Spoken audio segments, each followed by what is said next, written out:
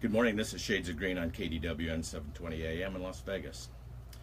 I'm your host, Paul Ira, and our show is produced by Green Alliance.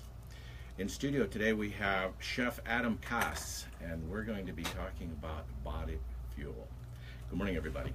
Good morning. Good morning. We also have Annette Bubeck, who will be capturing our show live for Facebook Live.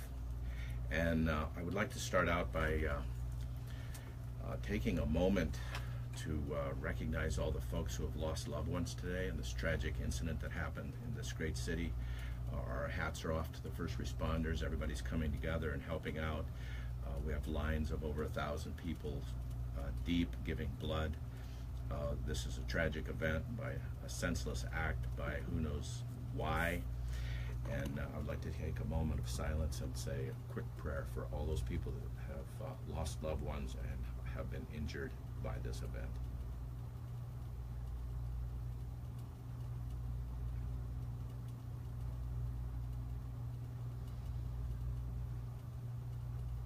And we will continue with our show with Chef Kas.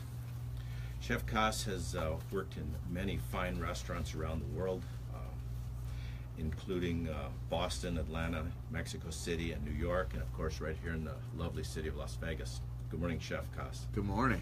Tell us a little bit about some of these restaurants you've worked in. It sounds like you've been at some pretty exciting locations to work in. Sure. So a big part of my story is travel and living and being in different parts of the world. So I've had the privilege of working in restaurants in New York City, Manhattan. I also went to culinary school in upstate New York at the Culinary Institute of America in Hyde Park. I worked at a restaurant just outside of Boston in Newton, a very high-end contemporary steakhouse. I did my culinary externship at a restaurant in Mexico City called Pujol, which is basically regarded as like the top restaurant in all of Mexico. Chef Enrique Olvera. And I've had also some experience working in restaurants in Brazil. And just also with my, I spent about 5 years between university.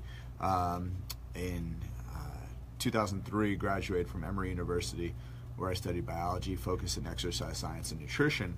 And I spent about 5 years traveling the world. I was in the Peace Corps. I lived in Brazil, training martial arts.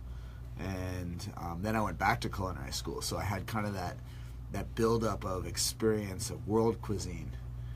Not only the high end in restaurants, but we all know sometimes the best food is like what gets cooked at home or street foods, you know?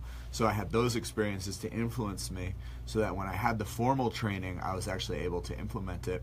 And then I refined myself working at restaurants. Here in Vegas, I actually pretty much went right into being a private chef. I was moved out here working in hospitality consulting from New York.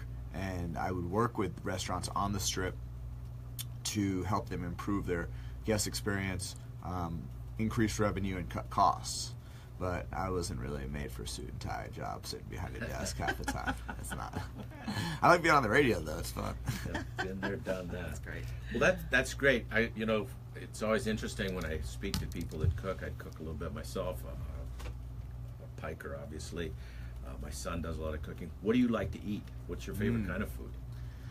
So I like to, we're going to talk about the nutrition thing as well, of course, but I like to break it down to percentages, right? So it depends what percentage chunk of time we're talking about. Mostly I like to fuel myself. I like to eat foods that are going to keep me feeling high energy, that are keep me feeling focused, that are keep me feel vital, alive. Just, all of these kind of similar states, right?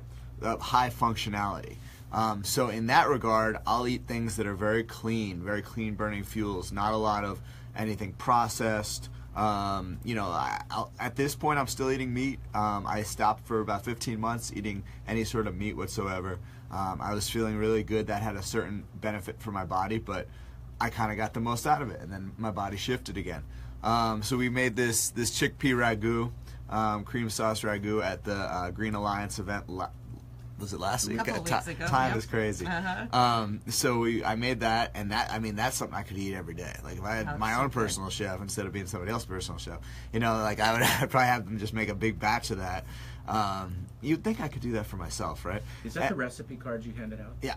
Okay. So that was still have actually that on my counter. it was interesting because when I made it there, I blended the tomatoes, the garlic, the coconut cream, and then I cooked the chickpeas in that, and then I had these sweet potatoes, and my friend who I worked with, we set it up to have the sweet potatoes blended in, and I was going to put the chickpea ragu on top of the roasted sweet potatoes. So I had all those sweet potatoes in there, and I was like, oh man, I totally blanked on that part, but that's okay. There's always additional steps to add on later on. Well, I was intrigued at that event. That was the Green Tie event out at the Water's Edge. Gorgeous home, gorgeous view, and watching you cook up there was a treat.